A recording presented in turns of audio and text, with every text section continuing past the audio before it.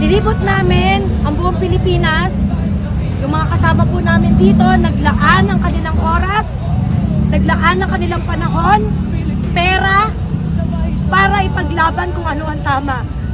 Ngayong araw na ito, 162,561 na Pilipino ang nanindigan at nagsusumamo sa Supreme Court na magdesisyon na sila sa mga habeas corpus cases ni PRRD dahil hindi tama ang ginawa kay PRRD. Dito, simula. Yan.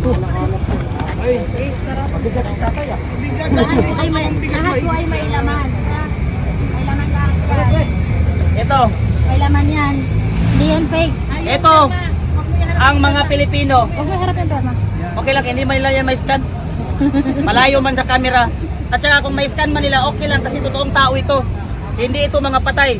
So ito, si Risa Ontiveros, yung mga kakamping at dilawan, yung pinapakita nila dito sa mga mamamayang Pilipino, yung picture ng mga namatay. Tayo, yung picture ng mga Pilipino naniniwala kay PRRD. Ayan, no? Pangalan, pirma. Oo, hindi ka pwede pumirma kung walang ID.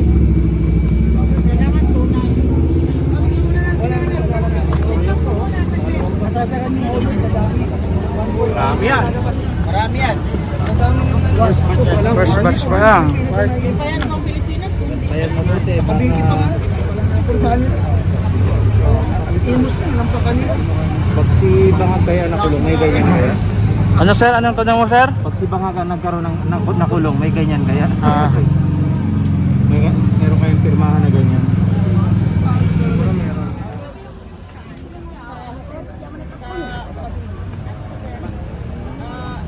City Garden.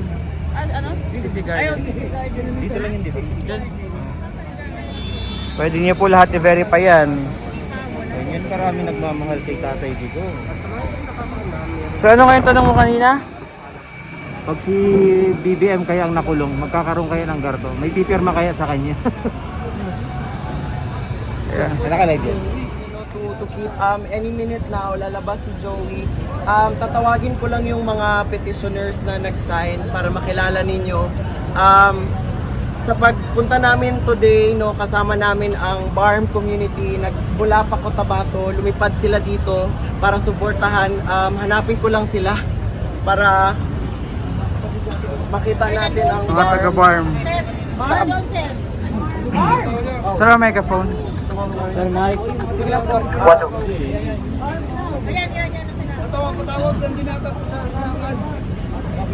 Yung taga-barm, nandito ba? Yung taga-barm dyan? Yung taga-barm? Nandiyan po ba? Tapos po, aside sa BARM, kasama rin po may dumating din po mga taga Davao City, si Tita Janet. Mga taga Kasama din Davao. po namin, taga Dipolog, dumating din po. Dipolog. Mga taga Dumaguete, dumating Dumaguete. din po. Tapos, meron din po tayong mga kasama na dumating galing po Cotabato. Cotabato. Meron din po tayong mga kasama galing po from Cebu. So, nagpapasalamat po kami sa lahat po ng nanonood, no, sa mga kababayan natin na nag-effort na pumunta dito sa filing natin, no, for PRRD. At sa mamaya-maya konti, i-explain ni Ate Joey. Darating si Miss Joey Cruz para i-explain sa inyong lahat. Pero gusto ko pong sabihin na ito pong lahat ng mga signatures, etong nandito, wala pa yan sa kung anong nandoon sa loob. Marami po nagmamahal kay PRRD and we want him home. We want him home.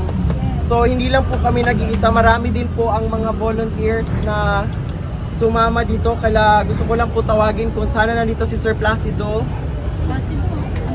Andito po ang group nila. Sila po. Placido. Sila Sir. Si Sir Placido po, nandito po. Placido. Tsaka i-explain po nila Sir Placido kung ano po ang mga naranasan nila while waiting for Miss Joey Cruz. Paki-explain na lang po sa kanila yung mga nangyari sa Luzon while before kami.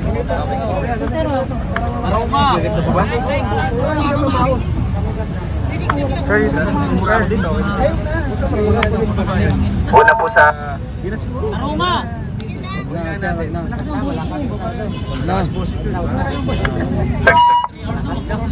Wag na, sir.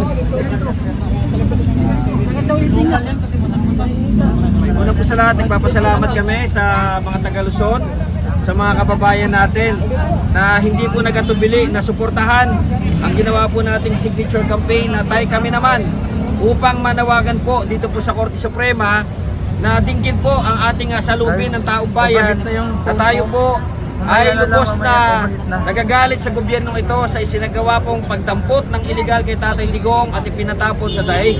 Nagpapasalamat tayo sa mga kababayan natin na patuloy na naniniwala sa mga Duterte, lalo na po ang ginawa kay Tatay Digong na alam naman natin, mayoryang Pilipino hanggang siya ay bumaba nung kanyang termino ay mataas pa rin na rating. Indikasyon po na talagang nasiyahan at nagtagumpay ang Pilipinas nung kanyang kapanahunan nung siya pa ay presidente. Kaya tayo po ay lubos na nagpapasalamat mga kababayan sa Luzon, ganoon na rin sa Visayas at Mindanao. At doon naman po sa mga lugar na nanggipit sa amin, doon sa mga lugar na inoppress ang ating karapatan sa isang malayang pagpapahayag, partikular na malinaw na sinasabi ng Article 3 Section 4 na ang ginagawa po natin ito ay isa lamang pagtupad dito po sa ating karapatan ng malayang pamamahayag at malayang pagpipetisyon, lalo na kung ating gobyerno ay nakikita po natin na mali ang kanilang mga ginagawa.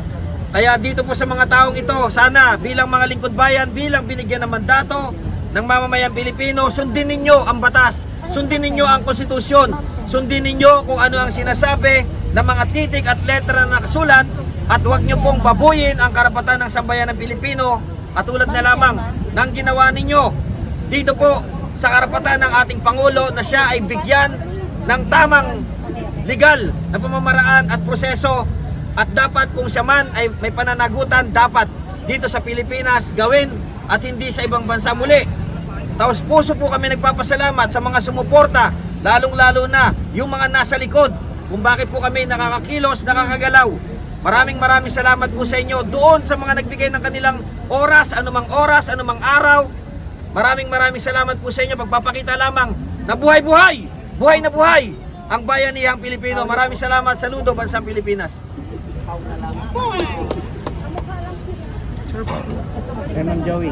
Hello, magandang tanghali po sa inyong lahat. Nagpapasalamat ako sa mga kasama nating vloggers na nandito. Maraming salamat. Itinawid namin ang kami naman, ang una naming filing na wala kaming ibang kabalikat kundi ang mga kapwa namin vlogger. Maraming salamat sa inyo sa pagpapakalat ng advokasiyang ito. Ginagawa namin to dahil mahal namin si tatay. Mahal natin si PRRD, lahat tayo. Nilibot namin ang buong Pilipinas. Yung mga kasama po namin dito, naglaan ng kanilang oras, naglaan ng kanilang panahon, pera, para ipaglaban kung ano ang tama. Ngayong araw na ito, 162,561 na Pilipino ang nanindigan at nagsusumamo sa Supreme Court na magdesisyon na sila sa mga habeas corpus cases ni PRRD dahil hindi tama ang ginawa kay PRRD. Tuloy-tuloy po ang signature campaign at inaasahan po namin na mga kababayan namin na hindi pa nakakapirma ay sasama sa atin para manindigan. Ito ay hindi lang para kay PRRD, ito ay para sa kinabukasan ng lahat ng kapamilya natin at ng mahal natin sa buhay. Si PRRD, sikat siya, mahal siya ng mga Pilipino. Yung ginawa kay PRRD, marami tayong magtatanggol sa kanya. May magsisignature campaign sa kanya, may tatayo para sa kanya. Pag hinayaan natin na walang gagawin ang ating gobyerno para kay PRRD, sino ang pipigil? Pag ikaw ang nawala, pag ang pamilya mo ang nawala, walang magsisignature campaign para sa inyo pagka kayo ang kinidnap ng gobyernong ito. So nananawagan po ako sa lahat ng Pilipino na naniniwala na mali ang ginawa kay PRRD. Udyukan natin ang Korte Suprema, magmakaawa tayo sa Korte Suprema. Tuloy-tuloy tayong mag-file ng ating manifestasyon ihatid natin sa kanila ang katotohanan na nakikita natin ang mali. At nagsusumamo tayo sa Korte Suprema na protektahan ang karapatan ng bawat individual na nandito. Maraming salamat po at magtulungan po tayo moving forward. May mga katanungan po. May mga tanong po kayo, gusto nyo itanong?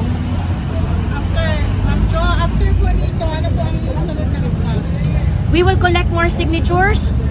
Magpa-file kami at hanggat hindi nagdidesisyon ang Supreme Court at hindi tayo nadidinig, tuloy-tuloy ang pagpa-file natin at nananawagan kami sa lahat ng mga kasama naming vlogger na ipakalat ang balita.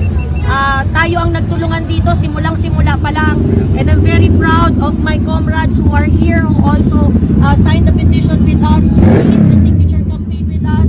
We have Ma'am Janet from Davao, Matinig Idol dito sa Manila, si Ma'am Tin Takahashi ng Cebu, Placido, Central Luzon, si Ma'am Ana, kasama ni Sir Placido, si Sir Vic, Marvic, tama po? Kababayan. Kababayan PH, maraming salamat. Simulang-simula, kasama po namin. At si Kuya Park na nandyan po. At si Ma'am Zaida Sema na naiinitan lang mula sa Cotabato City. At yung mga iba pa na hindi namin napangalanan na wala dito ngayon. Pero matindi ang ambag sa pinaglalaban natin ngayon. Masbate, Iloilo, yung ibang mga probinsya ng Dipolog, yes, napakarami pang ibang mga lugar at sana wag tayong tumigil hanggat hindi nakakauwi si PRRD.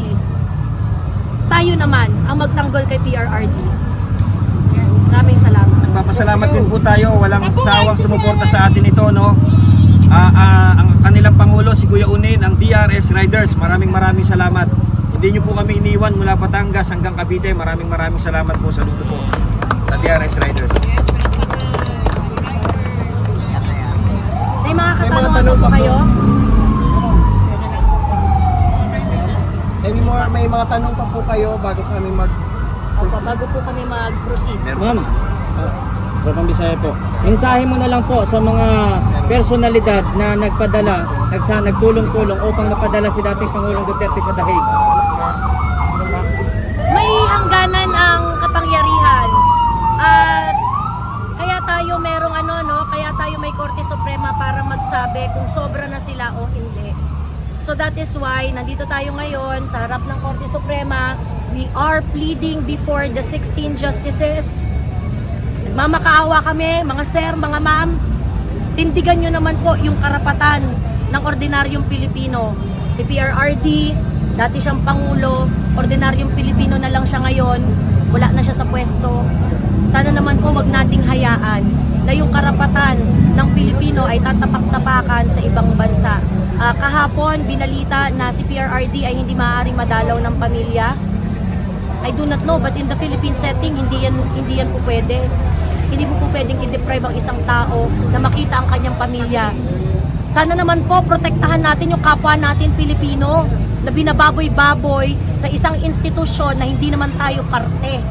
So manindigan po tayo at ang pagkilos po natin na ito, ang signature campaign po natin na ito ay isang hakbang, unang hakbang para mai-assert natin ang ating pagka-Pilipino sa mundo. Hindi natin hayaan na yung kapwa natin Pilipino nandun sinusukat gamit ang batas ng iba. Kaya nga tayo may konstitusyon Kaya nga tayo merong karapatan. Dapat i-apply natin, i-insist natin ang karapatan ng isang Pilipino ang dapat masunod dahil siya ay Pilipino. After ditong signature campaign, pag hindi gumalaw po ang Supreme Court at pinabaliwala lang nila, ano po ang next step po natin? Well, sa amin, hindi kami titigil na magtambak ng papel sa Supreme Court ng mga individual na verifiable, may ID, may pangalan, may muka, may pamilya, may anak, may asawa, mga vendors, doktor, dentista, tindera sa palengke, fast food chain employee. Hindi kami titigil sa paghahanap ng mga Pilipino na naghahanap ng kasagutan. So hanggat tayo ay lumalabas at naninindigan, hindi kami titigil. Huwag nating tanggapin yung ganitong klaseng sitwasyon. Huwag nating tanggapin na ito yung normal. Sabi nga ni VP, huwag tayong masanay sa mali. Kumilos tayong lahat. Ayan.